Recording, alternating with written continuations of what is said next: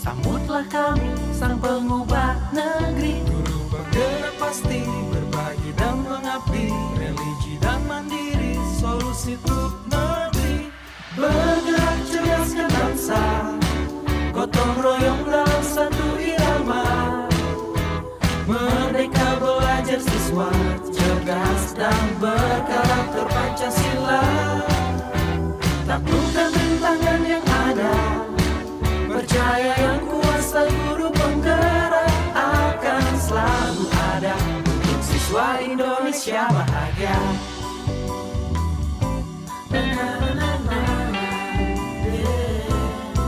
Sehangat sang mentari, secerah sang pelangi, sambutlah kami, sang pengubah negeri. Guru penggerak pasti, berbagi dan mengabdi, religi dan mandiri, solusi untuk negeri. Bergerak cerdaskan bangsa, Gotong royong dalam satu irama.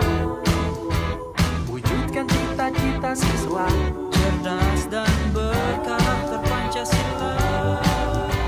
Taklukkan rintangan yang ada, percaya yang kuasa guru penggerak akan selalu ada untuk siswa Indonesia bahagia.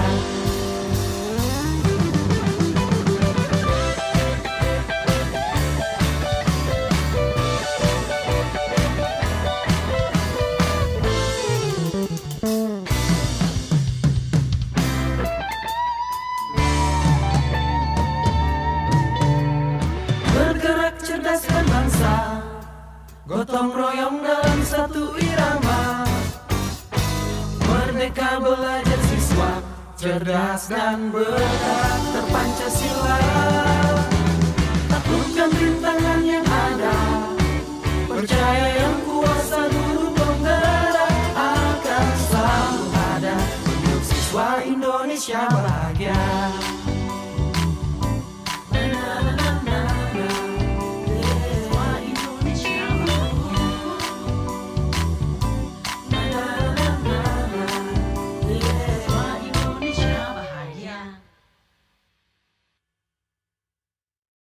Siswa Indonesia bahagia.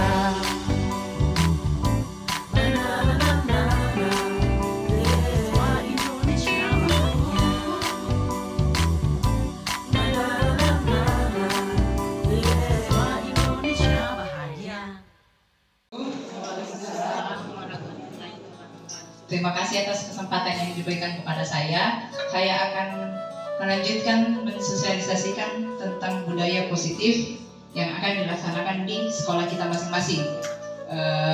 Tadi kan sudah dijelaskan oleh teman saya, yaitu Ibu Suda, tentang budaya-budaya positif yang akan kita laksanakan. Apa itu hukuman, apa itu konsekuensi, atau apa itu tentang restitusi.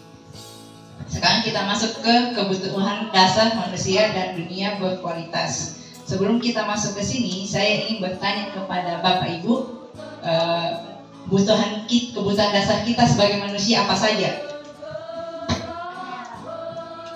Rekreasi. Ya. Itu semua kebutuhan dasar kita sebagai manusia. Kebutuhan dasar kita sebagai manusia itu ada 5. Yang tadi Bapak Ibu sebutkan itu adalah kebutuhan, termasuk dalam kebutuhan fisiologi atau kebutuhan kita untuk bertahan hidup. Adapun kebutuhan lain seperti kasih sayang dan rasa diterima. Jadi ini salah satu kebutuhan kita sebagai manusia, dimanapun kita berada, kita merasa disayangi, kita merasa diterima di tempat tersebut. Kebutuhan kedua adalah kesenangan. Kebutuhan ketiga adalah kesenangan. Jadi apapun yang ingin kita lakukan atau apapun yang akan kita lakukan, kita harus merasa senang dulu. Karena kalau sesuatu yang kita lakukan dengan keadaan yang tidak senang, pasti akan hasilnya yang menjadi tidak baik. Jadi berawal dari niatnya kita sendiri. Sama kayak misalnya dalam kelas, kita mau mengubah atau membantu siswa kita untuk menampilkan sifat-sifat sebagai seorang profil pelajar Pancasila. Jadi yang harus kita lakukan itu, kita merasa senang dulu sama siswa tak. Karena kalau kapan kita tidak merasa senang, atau datang ke kelas dengan muka yang jutek, dengan muka yang marah, pasti siswa tak bilang, "Hai, kenapa lagi nih Ibu?" Kenapa ini lagi Bapak? Ada lagi apa masalahnya? Tapi berbeda dengan kalau kita masuk ke kelas dengan dengan ekspresi yang senang dan ekspresi yang bahagia, pasti respon siswa kita pasti dia merasa senang. Jadi siswa akan merasa nyaman di sekolah tanpa ada paksaan. Menguasai apa yang kita lakukan, pasti kita tidak akan memberikan dampak kepada orang lain. Sama kalau misalnya kita melakukan suatu kegiatan atau di dalam kelas, kalau kita sementara mengajar, kita tidak menguasai materi kita, pasti siswa beranggapan, jangan dia belajar ibu saja atau bapak saja yang kuasai, apalagi saya. Jadi kita harus apa yang ingin kita tampilkan ke anak didik kita, kita harus kuasai. Sama dengan tadi masalah keyakinan kelas, masalah budaya positif di sekolah. Kita melakukan kesepakatan kelas, kita melakukan keyakinan kelas di sekolah, kita harus patuhi juga. Kayak misalnya di kelas saya melakukan peraturan kelas seperti siswa boleh minum di kelas, tapi tidak boleh makan. Saya lakukan itu, saya tidak boleh makan di kelas. Tapi kalau mau minum, ya minta izin ibu, tapi saya minum dulu karena saya haus. Begitupun anak-anak. Dan alhamdulillah budaya-budaya seperti itu bisa memunculkan anak-anak menjadi lebih disiplin, lebih jujur. Karena ada pun kalau misalnya saya tidak lihat siswa saya makan di kelas, dia langsung bilang, ibu makan kan tadi di kelas. Jadi budaya positifnya, jadi sifat-sifat tanggung jawabnya itu sudah mulai muncul karena adanya pembiasaan-pembiasaan atau adanya keyakinan-keyakinan kelas. Jadi 5 kebutuhan dasar yang ingin kita terapkan ke siswa pun, yang ingin kita dapatkan, yang ingin kita terapkan ke siswa, itu akan sedikit demi sedikit akan badat ke diri siswa karena siswa akan merasa yang dihargai, dia merasa disayangi, dia merasa diterima, dia merasa senang dengan belajar, dia merasa bebas mengungkapkan pendapatnya, dia merasa bisa menguasai apa yang ingin dia kuasai. Oke, itu tadi masalah kebutuhan dasar manusia. Dari kebutuhan dasar manusia ini akan muncul restitusi yang dimana 5 posisi kontrol kita sebagai seorang guru.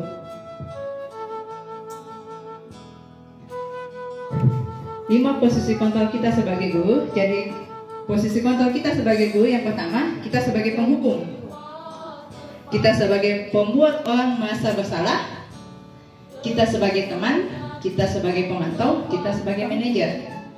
Kalau mungkin kita sebagai penghukum, kita langsung menghukum siswa kalau dia melakukan sebuah kesalahan. Sama kayak tadi, kalau misalnya ada siswa kayak ada pernah kasus yang kami dapati, ada seorang siswa, dia ke sekolah, dia terlambat ke sekolah, akhirnya dia buru ke sekolah, ternyata dia salah menggunakan sepatu. Dia tidak menggunakan sepatu yang warna hitam, tetapi dia menggunakan sepatu warna coklat. Kita sebagai guru biasanya kan langsung diberikan hukuman ke siswa. Itu artinya kalau kita langsung memberikan hukuman ke siswa, itu kita berposisi sebagai penghukum. Kalau kita berposisi sebagai pembuat orang merasa bersalah, artinya kita memberikan nasihat kepada siswa, kenapa dia melakukan seperti ini, apa penyebabnya, apa alasannya. Akhirnya muncul rasa bersalah kepada diri siswa kita sendiri. Ternyata salah kak. Saya melanggar peraturan karena saya salah. Jadi itu yang ingin kita timbulkan. Kita ajak dia sebagai teman. Kalau kita ajak dia sebagai teman, kita akan meminta alasan-alasan dari siswa kita, apa alasannya dia melakukan atau dia melanggar seperti itu. Kalau dia sudah memberikan alasan lagi terlambat kak bangun, terlambat kak begini bu, jadi buru kak ke sekolah, kita jangan langsung memberikan hukuman. Karena kalau kapan kita memberikan hukuman, itu akan mengajarkan kepada siswa kita, dia akan mengajarkan kepada siswa kita kalau saya salah ya mendingan tidak usah datang ke sekolah. karena nanti saya akan dihukum, atau dia akan merasa dia akan berbohong saja. Jadi tidak ada muncul lagi sifat rasa jujurnya siswa, rasa tanggung jawabnya siswa, karena kita sedikit-sedikit dia melakukan kesalahan, kita memberikan hukuman, sedikit-sedikit kita memberikan hukuman. Harusnya kita harus bisa memberikan posisi kita, bisa menempatkan posisi kita, kapan kita dapat memberikan dia hukuman, kapan kita membuat orang merasa bersalah, kapan kita bisa mengajak dia sebagai teman. Apalagi kan anak-anak sekarang dia lebih aktif di dunia sosmed, dia sudah masuk, sudah ada di ranah sosial media, dia sudah tahu keadaan, mungkin bisa dibilang keadaan dunia, apa kejadian di dunia pun, sikap-sikap apapun. Kalau kita memberikan dia langsung sebagai hukuman, tidak mengajak dia sebagai teman, mungkin sifat-sifat yang ada dalam dirinya pasti akan lebih menjadi-jadi. Kayak misalnya dia sudah mulai bolos, sudah mulai apa, kalau kita langsung memberikan hukuman, ya mungkin dia akan menganggap hal yang biasa. Sebagai pemantau, di sini juga kita bisa sebagai pemantau, karena sebagai pemantau kita dapat menghitung atau mengukur kesalahan siswa kita. Karena tadi kan sudah kita buat tanya alasannya dia sudah diajak sebagai teman, kita sudah memunculkan sifat rasa bersalahnya dia. Jadi kita pantau lagi, kita pantau apakah siswa ini akan melakukan perubahan atau tidak. Kapan kalau dia sudah tidak melakukan perubahan, baru kita masuk ke posisi kontrol yang kelima, yaitu sebagai manajer. Jadi sebenarnya sebagai seorang guru yang paling wajib kita anukan di sini adalah posisi kontrol sebagai manajer. Karena kita membantu manajer, kita membantu, kita memantau, kita menangkap semuanya lah, supaya siswa kita dapat mengubah perilaku-perilaku yang memang tidak sesuai dengan aturan kita. Contohnya, misalnya guru berbuat menghabis atau kalau dia sebagai penghukum, dia akan menunjuk-nunjuk atau menyakiti hati siswa. Kalau dia sebagai pembuat orang merasa bersalah, dia akan berceramah dan mengatakan, seharusnya begini nak, ibu merasa kecewa tentang tindakan tak. Itu dia sebagai pembuat merasa bersalah. Sebagai pemantau, kita dapat menghitung atau mengukur kesalahan siswa kita. Karena tadi kan sudah kita buat tanya alasannya dia sudah diajak sebagai teman, kita sudah memunculkan sifat rasa bersalahnya dia. Jadi kita pantau lagi, kita pantau apakah siswa ini akan melakukan perubahan atau tidak. Kapan kalau dia sudah tidak melakukan perubahan, baru kita masuk ke posisi kontrol yang kelima, yaitu sebagai manajer. Jadi sebenarnya sebagai seorang guru yang paling wajib kita anukan di sini adalah posisi kontrol sebagai manajer. Karena kita membantu manajer, kita membantu, kita memantau, kita menangkap semuanya lah, supaya siswa kita dapat mengubah perilaku-perilaku yang memang tidak sesuai dengan aturan kita. Atau kalau dia sebagai penghukum, dia akan menunjuk-nunjuk atau menyakiti hati siswa. Kalau dia sebagai pembuat orang merasa bersalah, dia akan berceramah dan mengatakan, seharusnya begini nak, ibu merasa kecewa tentang tindakan tak. Itu dia sebagai pembuat merasa bersalah. Sebagai teman, membuatkan alasan-alasan untuk muridnya. Jadi kita memberikan alasan juga kepada murid, hal-hal yang memang tidak boleh dia lakukan, apa alasannya. Sementara dia meminta alasan dari murid kita. Sebagai pemantau, kita menghitung atau mengukur. Sebagai manajer, mengajukan pertanyaan-pertanyaan. Bu, sehingga nantinya motivasinya, kalau kita sebagai guru, kita akan berkata, kalau kita sebagai penghukum, kalau kamu tidak melakukannya, awas ya, rasakan. Kan biasa kita sering melakukan, awas ya, udah kejabat, awas ya, saya akan keluar, gitu kan?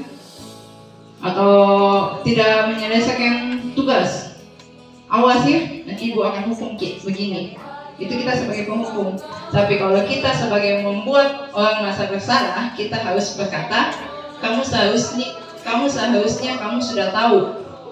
Lalu kamu seharusnya tahu apa kesalahan kamu, atau ibu lelah sekali mengatakannya. Jadi dia sudah merasa ibu lelah sekali mengatakannya.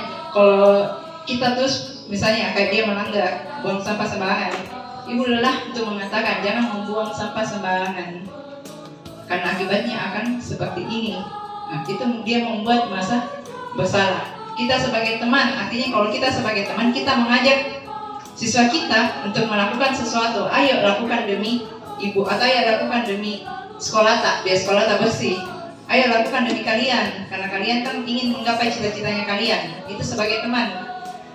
Sebagai pemantau, kita menanyakan apa peraturan yang telah kita sepakati, atau apa keyakinan kelas atau kesepakatan kelas yang telah kita kesepakati dengan murid. Sebagai manajer, apa yang kita yakini, apa yang bisa kau kerjakan untuk memperbaiki masalah ini. Jadi itu kita sebagai manajer, kita mempertanyakan kepada siswa apa yang bisa kamu lakukan untuk memperbaiki kesalahan kamu. Sebagai contoh kasus, waktu saya mengerjakan tugas demonstrasi kontekstual, saya menanyakan kepada siswa saya, karena dia kan suka main di kelas. Saya menanyakan, apa yang bisa kamu lakukan? Apa yang bisa kamu lakukan untuk memperbaiki kesalahanmu ini? Dia cuma langsung bilang, kamu disuka lari atau disuka push up. Karena dia selalu merasa, siswa selalu merasa, sedikit-sedikit dia akan diberikan hukuman, sedikit dia diberikan hukuman. Jadi apapun yang ingin kita tanyakan kepada siswa kita, pasti dia akan menjawab, ini mau bu, atau biasanya pukul mak bu, atau kak bu. Karena memang konsep awalnya kita memberikan hukuman kepada siswa untuk ingin mengubah siswa tersebut, padahal itu kesalahan miskonsepsi, berikan dampak buruk kepada siswa. Ada juga contoh kasus, gurunya mungkin banyak, kalau di Indra kan saya tak tahu ya.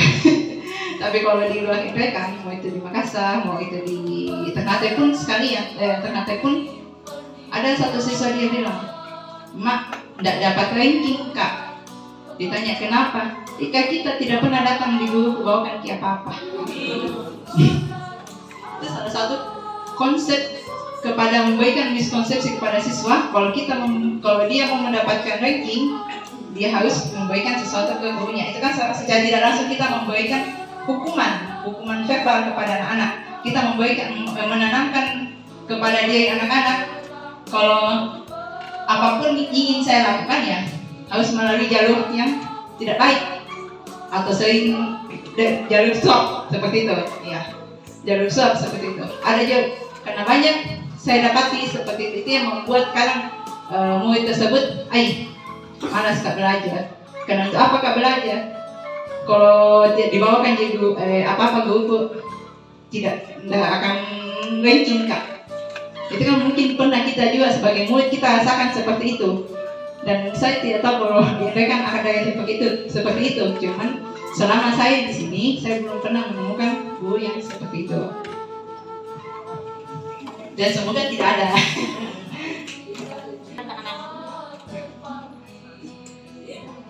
Saya kecewa sekali dengan kamu. Siapa yang mengatakan seperti ini?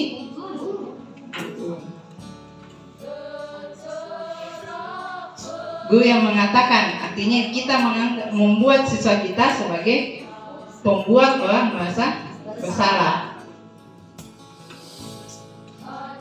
Kamu tidak pernah melakukannya. Kita sebagai posisi kontrol kita sebagai apa di sini? Kan tadi posisi kontrol ada penghukum, ada pembuat orang merasa bersalah, teman, pemantau, dan manajer. Jadi kalau kita mengatakan kamu tidak pernah benar melakukannya, artinya kita sebagai penghukum. Jadi penghukum itu kita menghukum siswa bukan hanya secara fisik, Tapi kadang kita menghukum siswa secara verbal. Itu yang sering atau tanpa kita sadari, itu yang kita lakukan. Ya, lanjut. Ketiga, ayolah lakukan demi ibu atau bapak. Ini kita sebagai teman. Apakah kamu mau mendapatkan stiker bintang hari ini? Stiker bintang kan sebagai suatu penghargaan. Posisi kontrolnya sebagai pemantau. Bagaimana kamu bisa menyelesaikan masalah ini? Ini sebagai manajer. Kamu selalu yang paling terakhir sebagai penghukum. Jadi kita sudah mengetahui posisi kontrol kita sebagai guru. Kapan kita sebagai penghukum, kapan kita sebagai pembuat orang merasa bersalah, kapan kita sebagai teman, kapan kita sebagai pemantau, dan kapan kita sebagai manajer. Yang kelima, segitiga restitusi. Jadi di sini, di budaya-budaya positif akan memunculkan yang namanya, atau kita akan melakukan yang namanya segitiga restitusi. Adapun segitiga restitusi yang pertama ada 3 bagian. Yang pertama, menstabilkan identitas, menanyakan keyakinan, dan validasi kebutuhan. Menstabilkan identitas untuk membuat anak yang merasa gagal karena berbuat salah menjadi positif terhadap dirinya. Jadi pada saat ada anak melakukan sebuah kesalahan, kita dapat menstabilkan identitasnya dengan berkata, berbuat salah itu hal yang manusiawi. Tidak ada manusia yang sempurna. Bapak ibu juga berbuat salah. Kita pasti menyelesaikan masalah ini. Bapak atau ibu tidak tertarik untuk mencari tahu siapa yang benar, siapa yang salah. Bapak ibu lebih tertarik untuk menyelesaikan masalah. Kalau kamu menyalahkan dirimu sendiri terus-menerus, apakah kamu bersikap baik pada dirimu sendiri? Ini untuk membuat anak yang merasa gagal karena berbuat kesalahan menjadi positif terhadap dirinya. Jadi kita membuat anak menyadari apa kesalahan dia. Sama kalau misalnya kita memanggil anak, dia berbuat kesalahan, kita panggil anak, kita tahu kenapa saya panggil Ki. Kalau anak sudah mengetahui apa kesalahannya dia pasti bilang, iya Bu, saya tahu. Dan apa? Karena begini kamu. Karena saya tidak melakukan seperti ini. Karena dia menyadari kesalahannya. Melakukan kesalahan, kita harus mencari tahu dulu kebutuhan dasar apa yang tidak terpenuhi dari dia. Jangan langsung menyalahkan anak itu. Misalnya, dia tidak merasa senang ada di kelasnya kita. Jadi dia melakukan sebuah kesalahan karena dia tidak senang, atau misalnya kita lagi sakit atau lagi cuti melahirkan, ada seorang guru yang gantikan kita masuk di kelas. Siswanya kita berubah menjadi, awalnya dia berubah menjadi anak yang baik, berubah menjadi anak yang nakal, tidak mau mendengar karena dia merasa tidak senang terhadap guru yang masuk. Karena pada dasarnya seperti yang dikatakan tadi, apa yang kita lakukan, apa yang dilakukan siswa pasti memiliki tujuan. Mau itu apa yang perbuatan kita yang tidak baik atau perbuatan anak dia melanggar aturan, pasti ada tujuannya. Kenapa dia melakukan seperti itu? Karena mungkin 5 kebutuhan dasar mereka tidak terpenuhi, mereka tidak senang atau mereka tidak merasa disayangi. Akhirnya dia melakukan sesuatu yang seperti itu. Ada juga kan anak biasa juga dia kayak istilahnya dia mau mencari kasih sayang atau mencari perhatian ke gurunya karena dia tidak mendapatkan kasih sayang atau perhatian dari keluarganya. Jadi kita harus mencari tahu dulu 5 kebutuhan dasar apa ini anak yang tidak terpenuhi. Itulah masuk ke validasi kebutuhan. Kata Bu, kalau yang masuk validasi kebutuhan, Bu, contohnya gurunya berkata, kamu bisa saja akan melakukan hal yang lebih buruk, tapi kamu tidak melakukannya. Kamu pasti punya alasan mengapa melakukannya, apa yang penting bagi kamu. Kamu boleh tetap berusaha menjaga sikap itu.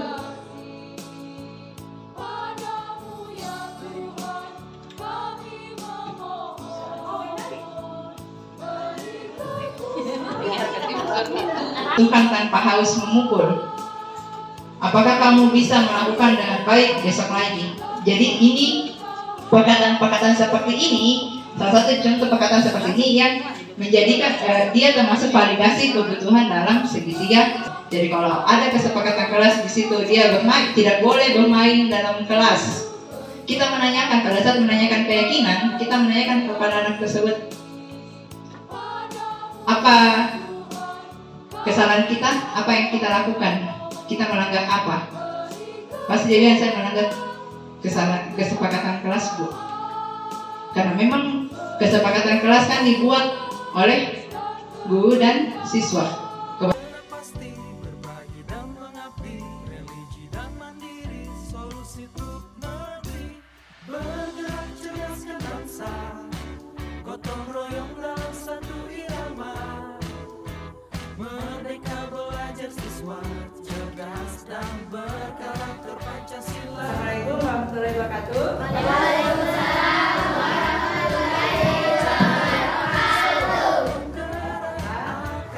Ibu mau kita buat kesepakatan kelas masuk ke dalam budaya positif.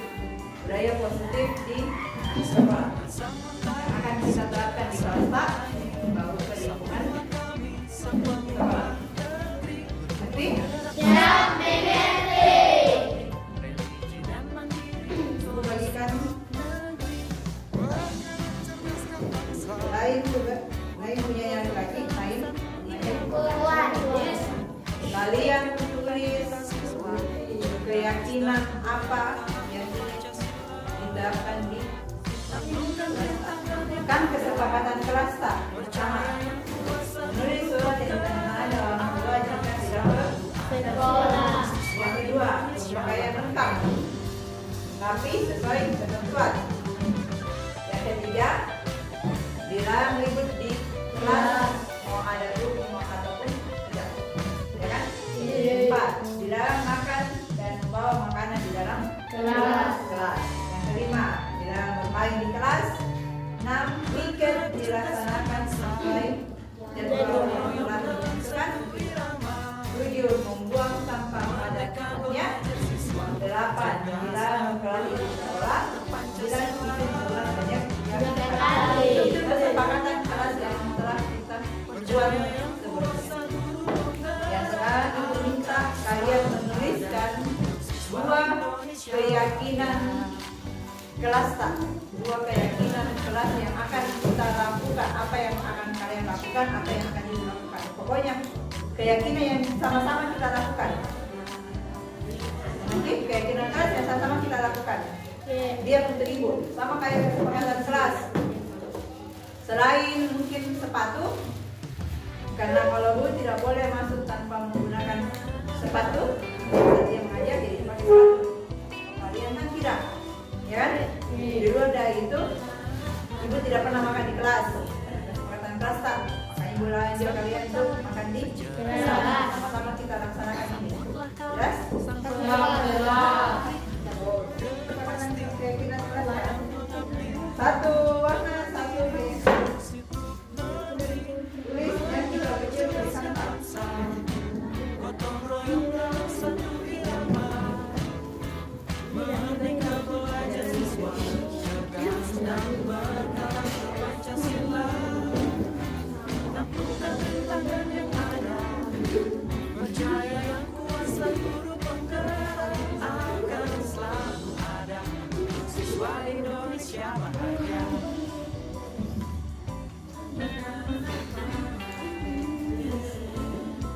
Sehangat sang mentari, segera sang pelangi, sambutlah kami sang pengubah negeri. Bergerak pasti, berbagi dan mengabdi, religi dan mandiri, solusi untuk negeri. Bergerak cerdaskan bangsa, gotong royong dalam satu irama. Wujudkan cita-cita siswa, cerdas dan berkarakter Pancasila. Taklukkan rintangan yang ada, percaya yang kuasa guru penggerak akan selalu ada. Siswa Indonesia bahagia.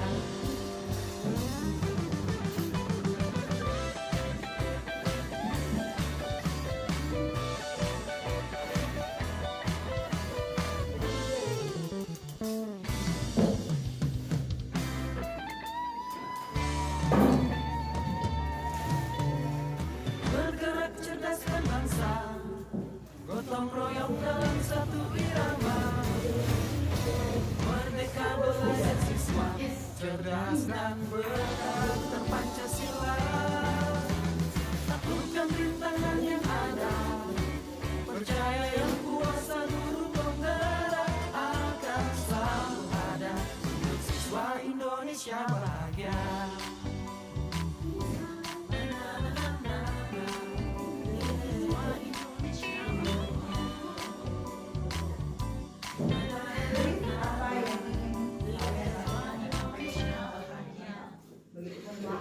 Pokoknya keyakinan kelas aturan tak di dalam bersama-sama. Kita melaksanakan aturan secara bersama-sama.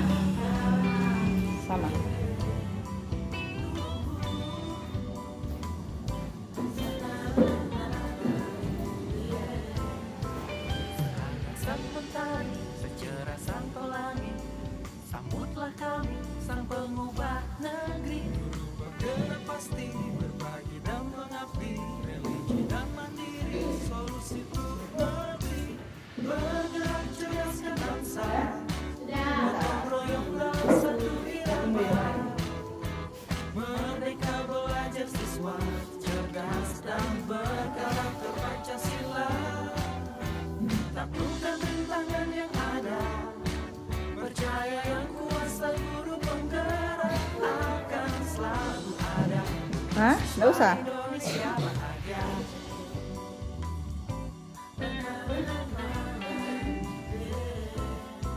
Sehangat sang mentari, secerah sang pelangi, sambutlah kami, sang pengubah negeri. Guru penggerak pasti, berbagi dan mengabdi, religi dan mandiri, solusi untuk negeri. Bergerak cerdaskan bangsa, gotong royong dalam satu irama. Wujudkan cita-cita siswa, cerdas dan Pancasila. Taklukkan rintangan yang ada, percaya yang kuasa guru penggerak akan selalu ada. Siswa Indonesia bahagia.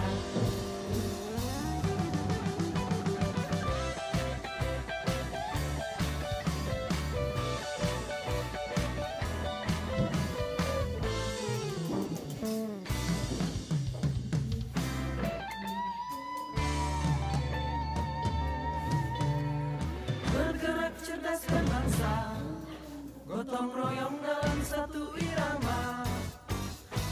Merdeka belajar siswa, cerdas dan berkarakter Pancasila. Taklukkan rintangan yang ada, percaya yang kuasa guru penggerak akan selalu ada. Untuk siswa Indonesia bahagia.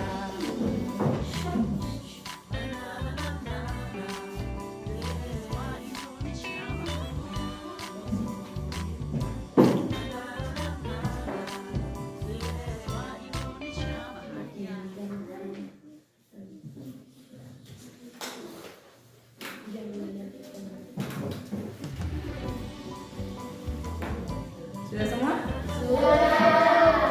Sudah.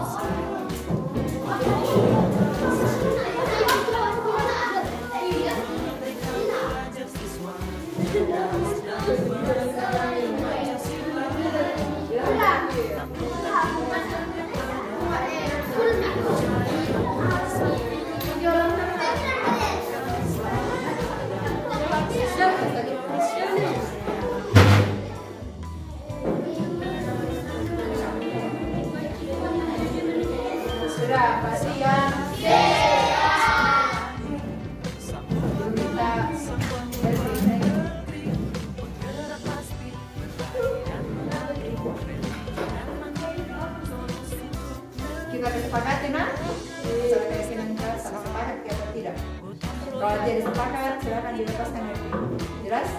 Ya, jelas. Kita mulai. Bacakan. Tidak mengejek teman bila pakaiannya kotor. Sepakat atau tidak?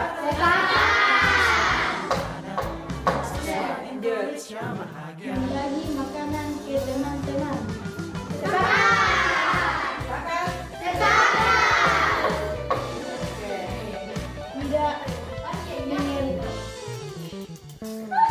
Tidak mengejek teman dan meminjamkan pulpen kepada teman.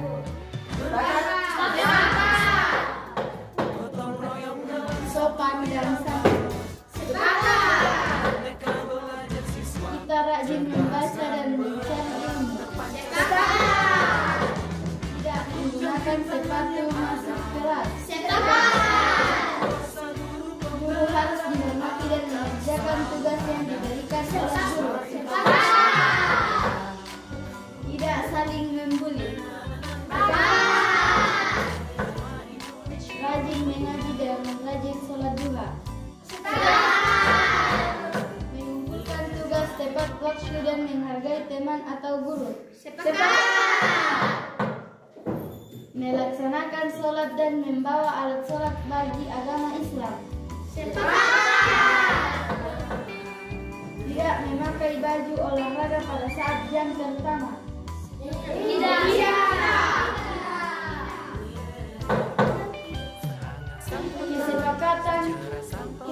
Kesepakatan tidak boleh berkelahi.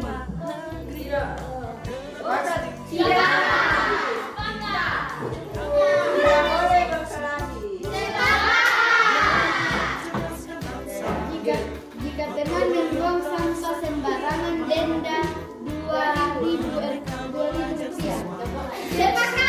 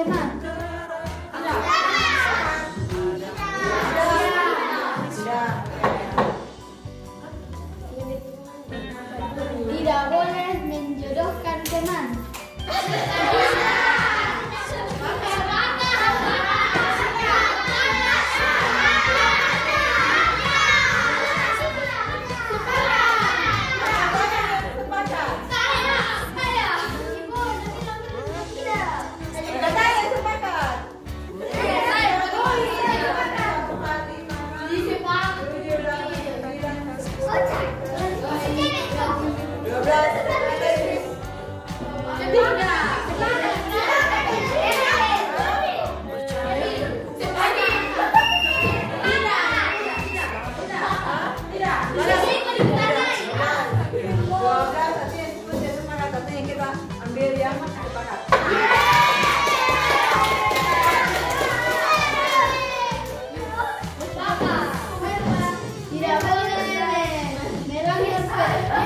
Tidak boleh melanggar peraturan sekolah.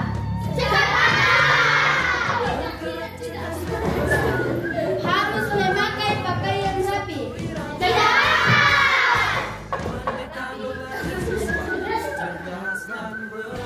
Membuang sampah.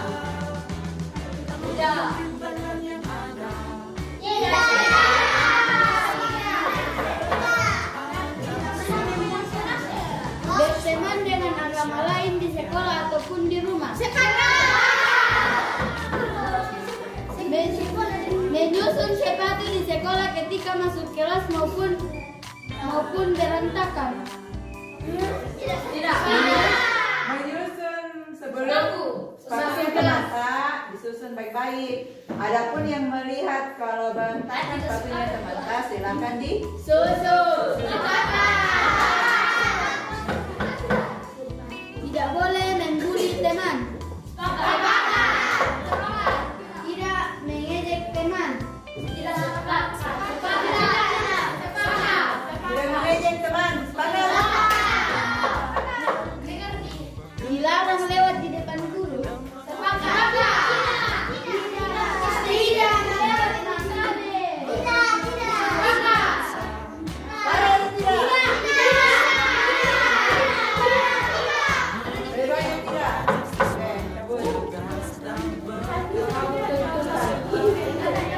Tidak boleh mengejek teman.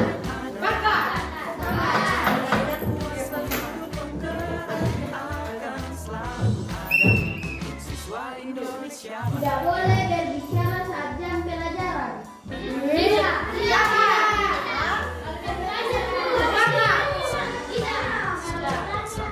Kalau tidak boleh berbicara pada saat jam pelajaran, mau bertanya mau tidak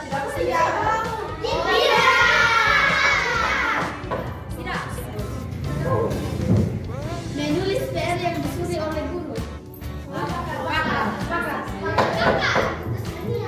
Sholat berjamaah bagi yang bisa. Maksudnya pada itu Ya tidak bisa karena mungkin kami perempuan ada yang sedang melakukannya menstruasi tidak boleh sholat. Kalau bagi laki-laki wajib, ya kan? Apa ada yang bikin tidak wajib sih sholat laki-laki? Ada yang tidak wajib. Oke. saling sapa menyapa ketika bertemu teman.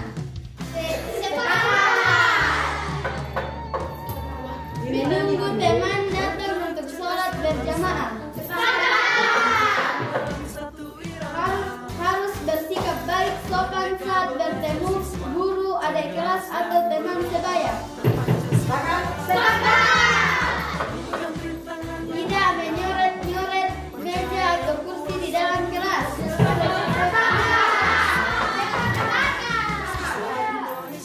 Sepakat, Bu.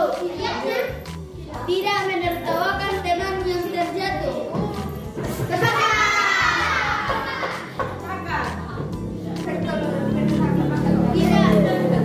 Tidak saling mengejek jika ada teman yang salah tulis. Harus saling menolong dan tidak pelit sesama teman.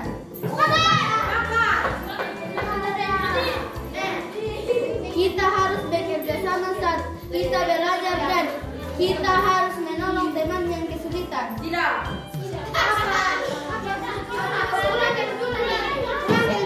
Kita harus bekerja sama saat kita belajar dan kita harus menolong teman yang kesulitan.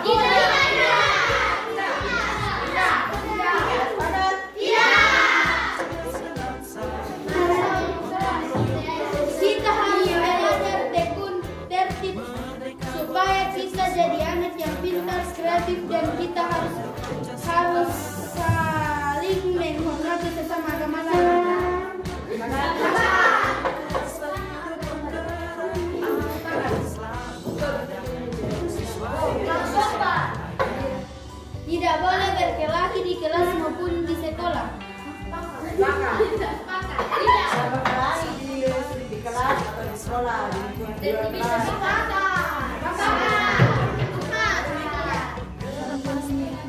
Bersama-sama yang maknanya yang lain.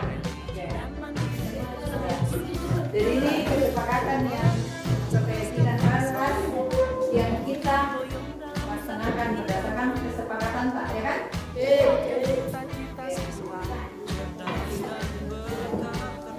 Tidak boleh membedakan kan?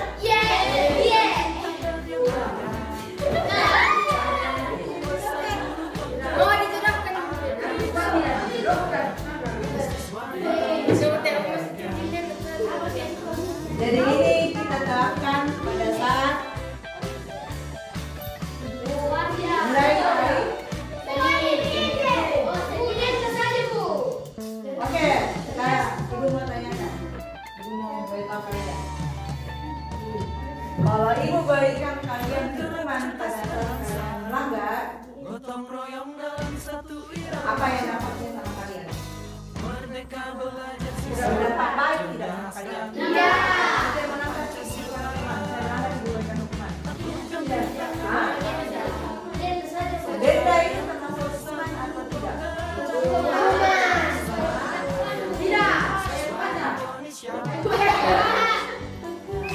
Kalau dia denda, denda masuk hukuman atau tidak? Hah? Dia masuk hukuman atau tidak? Masuk?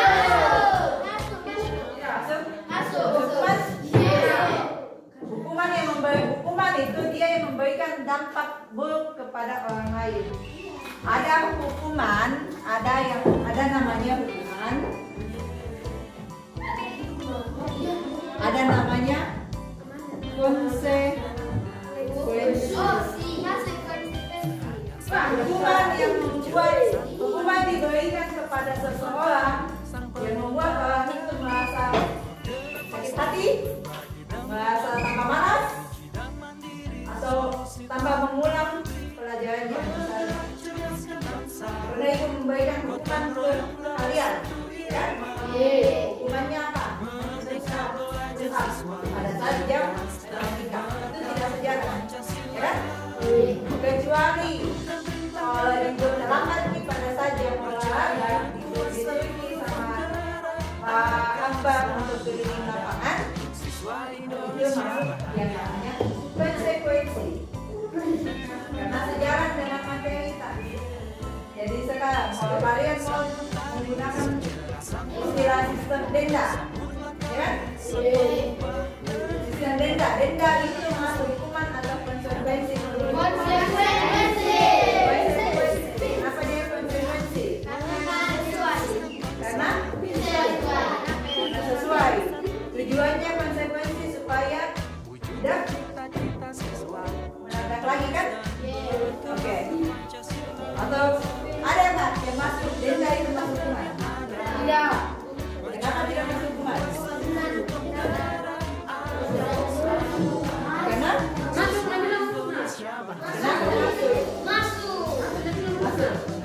Denda itu sebenarnya masuk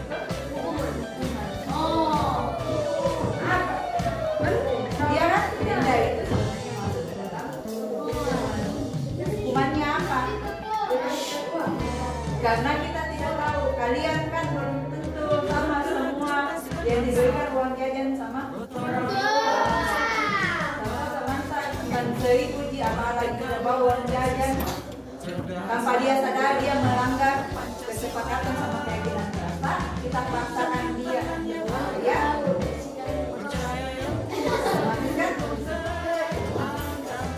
Memberikan ini ibu mau menunjukkan kalian kesadarannya kalian. Kecuali pikir, kenapa ibu begadang suruh bersihkan WC atau di mana? Karena itu termasuk konsekuensi kalian tidak membersihkan atau tidak melaksanakan pikir dia. Ya kan? Nah, itu konsekuensinya. Jadi kesepakatan sama keyakinan kerasa mulai hari Senin kita akan berlakukan. Jelas? Kita pikir apa konsekuensinya kalau dia melanggar. Jelas? Berbagi dan mengabdi, religi dan mandiri, solusi untuk negeri. Bergerak cerdaskan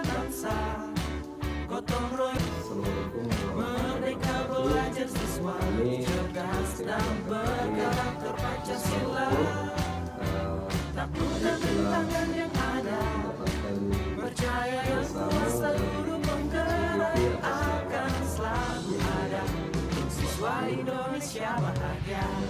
dengan kegiatan tersebut beliau sangat memberikan informasi yang penting bagi kami, utamanya tentang budaya positif bagi teman-teman guru yang ada di Kecamatan Maros. Dan harapan kami bahwa Ibu Indriani ini dapat memberikan informasi yang lebih bagus lagi, lebih banyak lagi dalam kegiatan CGP ini, sehingga guru yang ada di komunitas itu banyak sehingga kegiatan yang ada percaya yang kuasa guru penggerak akan selalu ada. Assalamualaikum warahmatullahi wabarakatuh. Perkenalkan, nama saya Nurisa SPD, rekan sejawat atau teman guru calon guru penggerak Ibu Indriani Bahir SPD dari PP SPD Nusantara. Di sini saya akan menjelaskan, saya akan memaparkan budaya positif yang saya dapat dari hasil diseminasi yang dipaparkan oleh calon guru penggerak Ibu Indriani Bahir, yaitu salah satunya yang saat ini saya terapkan di kelas, yaitu membuat keyakinan keras bersama dengan teman-teman didik. Misalnya salah satunya adalah melaksanakan hafalan surat pendek atau melaksanakan surat pendek minimal 2 sebelum pembelajaran dimulai atau sesudah pembelajaran dimulai, sehingga siswa dapat memiliki sebagaimana yang kita inginkan, yaitu yang pertama berkarakter dan yang kedua berakhlak mulia. Mungkin itu yang dari saya. Sekian. Assalamualaikum warahmatullahi wabarakatuh. Assalamualaikum warahmatullahi wabarakatuh. Saya atas nama Wahyuni SPD peserta KKG Gugus Baroko. Saya akan memberikan testimoni tentang diskriminasi positif yang dibawakan oleh Ibu Indriani Bahir SPD. Dari pemaparan Ibu, saya mendapatkan ilmu baru tentang budaya positif yang akan saya terapkan di kelas saya. Salah satunya yaitu mengajak siswa membuat kesepakatan kelas dan keyakinan kelas.